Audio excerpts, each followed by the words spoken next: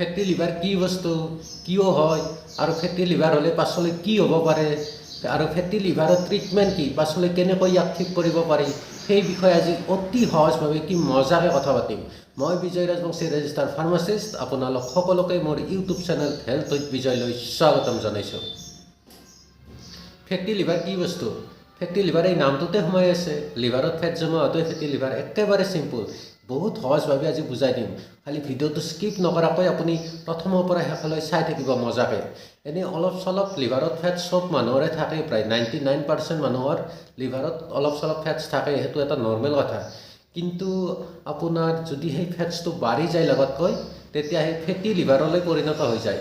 আৰু এই ফেটি লিভাৰটোতো এটা মোৰ হিচাপত ডাঙৰ বেমাৰ নহয় সিমান। তাৰমানে এইটো এটা ৱাৰ্ণিং ফেটি লিভাৰটো, যে আপোনাৰ লিভাৰটো বেয়া হ'ব যাই আছে, আপুনি ইয়াক ৰক্ষা কৰক, সোনকাল তাৰমানে ইয়াক ট্ৰিটমেণ্ট কৰক। সেইটো ফেটি লিভাৰ হোৱাটো এটা ৱাৰ্ণিং দি দিয়ে আপোনাৰ লিভাৰত।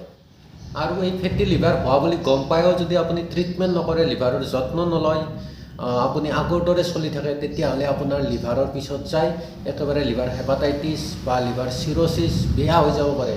লাষ্টত ঘা লাগি লিভাৰ কেঞ্চাৰ বা লিভাৰ একেবাৰে নোহোৱা হৈ যাব পাৰে। পিছত বেলেগৰ পৰাই লিভাৰ কাটি আনি লগাব লগা হৈ যাব পাৰে। আপুনি সেইকাৰণে ফেটি লিভাৰ অলপ হোৱাতে আপুনি লিভাৰৰ যত্ন লওক। কেনেকৈ যত্ন ল'ব লাগে সেইটো মই পাছত কৈ আছোঁ।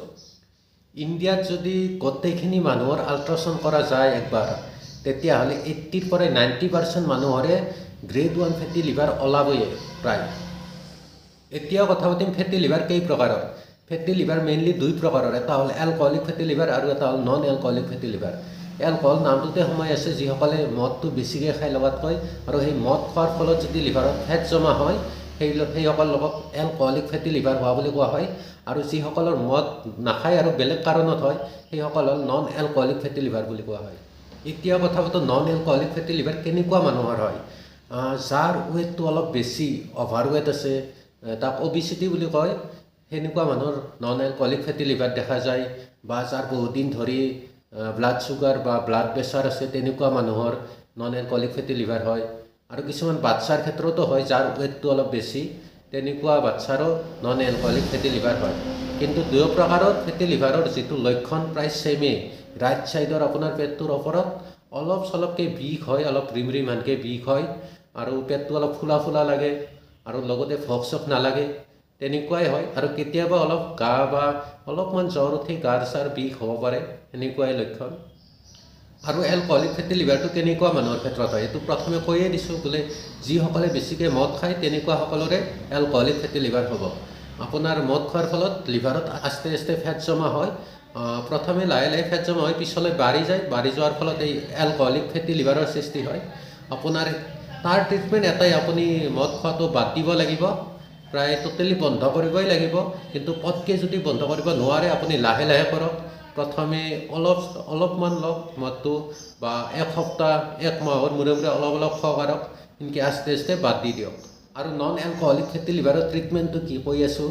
আপুনি নন এলকহলিক ফেটি লিভাৰ হৈছে যদি, আপুনি প্ৰথমতে নিজৰ লাইফষ্টাইলটো চেঞ্জ কৰিব লাগিব। আপোনাক আগতে কৈছোঁৱে, ইণ্টাৰমিডিয়েট ফাষ্টিঙৰ ভিডিঅ'ত আপোনাক বহুতখিনি কৈছোঁৱে সেই বিষয়ে। আপুনি ৰিফাইন, ময়দা, পেকেজ বস্তু, কোল্ড ড্ৰিংকছ, চেনি, এই সকলো বাদ দিব লাগিব। লগতে ৰাতিৰ খানাটো অলপ জলদি খাব লাগিব। আৰু পিছদিনা পুৱা আপুনি মোটামুটি যদি ৰাতি 7-8 মানত খানা খায়, পিছদিনা 11-12টাত খাওক। যদি ৰাতি 5টাত খায়, পিছদিনা 10টা মানত খাওক। মুঠতে 16 ঘণ্টামান গেপছ দি খানাটো খাব লাগিব। তাৰপিছত সেই 16 ঘণ্টাত অকল পানী খাই থাকিব পাৰিব। সেইটো ইণ্টাৰমিডিয়েট ফাষ্টিঙত কৈছোঁ এইখিনি বিষয়ে। যদি অলপ লাগাতকৈ বেছি হয় আৰু ফেটি লিভাৰ, আপুনি ডক্টৰৰ পৰামৰ্শ মতে লিভাৰক যত্ন লোৱা মেডিচিন খাব পাৰে। ডক্টৰক দেখুৱালে এই লিভাৰৰ যত্ন লোৱা মেডিচিন লিখি দিব, সেইমতে আপুনি খাওক। আৰু যিটো লাইফষ্টাইল সেইটো চেঞ্জ কৰক। মই যিখিনি ক'লোঁ সেইখিনি ফ'ল' কৰক। আপোনাৰ লিভাৰ, ফেটি লিভাৰ একেবাৰে নোহোৱা হৈ যাব। আজিলৈ ইমানেই আছিল ফেটি লিভাৰৰ ওপৰত, এইখিনিয়ে ক'লোঁ। যদি কিবা আৰু ফেটি লিভাৰৰ ওপৰত জানিব মন যায়, কমেণ্টত জনাব। পিছলৈ আৰু হেল্থৰ ধুনীয়া ধুনীয়া ভিডিঅ' লৈ আহিম। অতি সহজ ভাষাত হেল্থৰ ভিডিঅ' আপোনাক মই আগবঢ়াই থাকিম। আপুনি অকল এই চেনেলটো ছাবস্ক্ৰাইব কৰি দিব, আৰু পাৰিলে ভিডিঅ'বোৰ শ্বেয়াৰ কৰিব। ধন্যবাদ।